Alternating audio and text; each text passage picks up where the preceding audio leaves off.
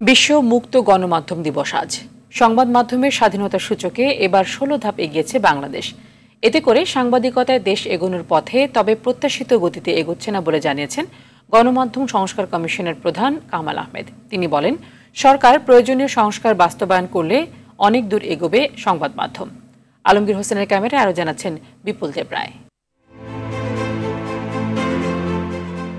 Reporters Without Borders RSF ২০২৫ সালের সূচকে সংবাদ মাধ্যমে স্বাধীনতা সূচকে গত বছরের তুলনায় ১৬ ধাপ এগিয়েছে বাংলাদেশ। ১৮০টি দেশের মধ্যে বাংলাদেশের অবস্থান ১৪৯তম।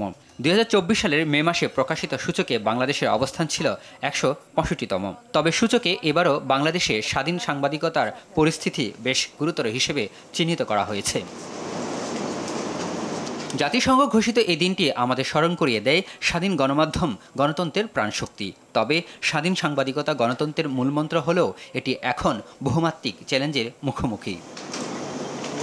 রাজনৈতিক, অর্থনৈতিক, আইনি ও প্রযুক্তিগত চ্যালেঞ্জগুলো সাংবাদিকদের স্বাধীনভাবে কাজ করতে বাধা হয়ে দাঁড়িয়েছে বলে মনে করছেন সাংবাদিক নেতারা। বাংলাদেশ এগুনোর পথে আছে মুক্ত সাংবাদিকতা বা মুক্ত গণমাধ্যমের যে চিত্র সেই দিক থেকে, তবে প্রত্যাশিত গতিতে এটা এগোচ্ছে না। গণমাধ্যমগুলো যদিও কিছুটা স্বাধীনতা ভোগ করছে, অনেকটাই স্বাধীনতা ভোগ করছে, কিন্তু গণমাধ্যম কর্মী হিসেবে কিন্তু আমরা এখনো নিয়ন্ত্রিত।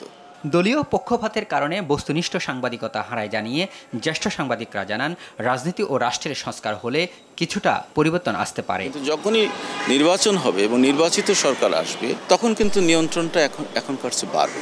আমাদের যে রাজনীতি নিয়ে যে সংস্কারের কথা চলছে, রাষ্ট্র নিয়ে যে সংস্কারের কথা চলছে, এগুলো যদি পুরোপুরি বাস্তবায়িত হয় তাহলে কিছুটা হলেও আমরা মুক্তি পাব। তারা অনেক সময় রাজনৈতিক আনুগত্য বজায় রাখার জন্যে, নেতা নেত্রীকে খুশি রাখার জন্য তাদের কথা শুনতে বাধ্য হন বা শোনেন, আগ্রহী হয়ে শোনেন।